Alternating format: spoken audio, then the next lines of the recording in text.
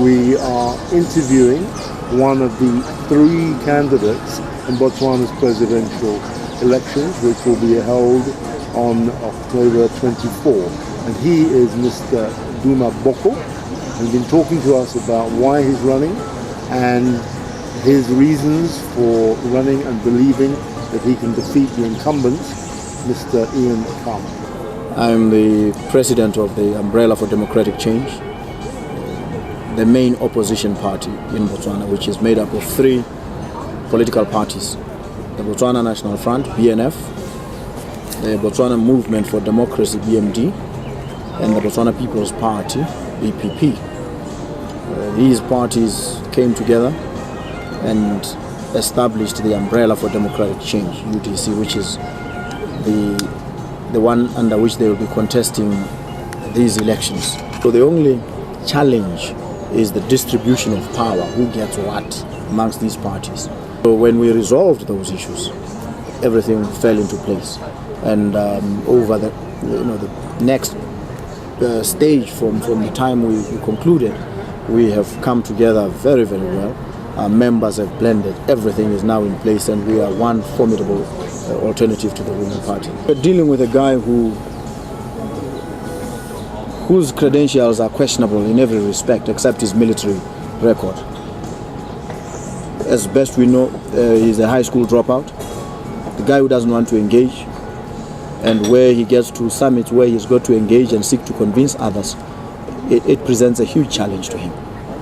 It presents a huge challenge to him running his own party right now, which splintered, and the BMD, which is now part of the Umbrella, was formed. And in the lead up to these elections, there's been so much disgruntlement within his own party. He's destroyed all the structures of the party, and it's him and his small circle of ex-army men that are running the show. So he's that kind of leader. How unpopular would you say he is with the ANC leadership? They're not comfortable with him, and he's not comfortable with them. Yeah. My organization has relations with the ANC, for instance. This is a generation of leaders, an old guard, in terms of common interests or experiences. Them and I, we're worlds apart. So if I get into any meeting with them, I've got to discuss business and get out. That's just the way it is. There's nothing of common interest as such, except what we would put on the table. With him, it's like the same thing but slightly different. He's an army man who has not engaged. He's a cloistered individual, and he's also kept himself away. So when he gets into these areas, he has no experience in international diplomacy or international relations. So he tends to feel out of place. We think we'll win this election. We need 29 constituencies. We think we'll get the 29 that we need and more.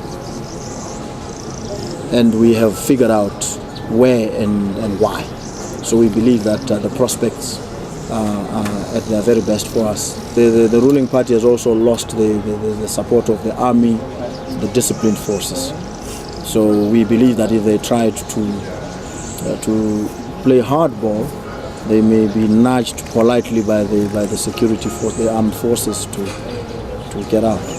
So it would be in their best interest to basically just hand it over if they lose. So I don't think they'll be that stupid. I think they'll basically accept that the time is up for them. And again, I don't think the people of Botswana, if the BDP loses an election, will tolerate them anyway. I think they're on the verge of losing whatever little confidence people may have in them, and it may become dangerous for them. So I think it would be advisable for them to just hand over power if they lose.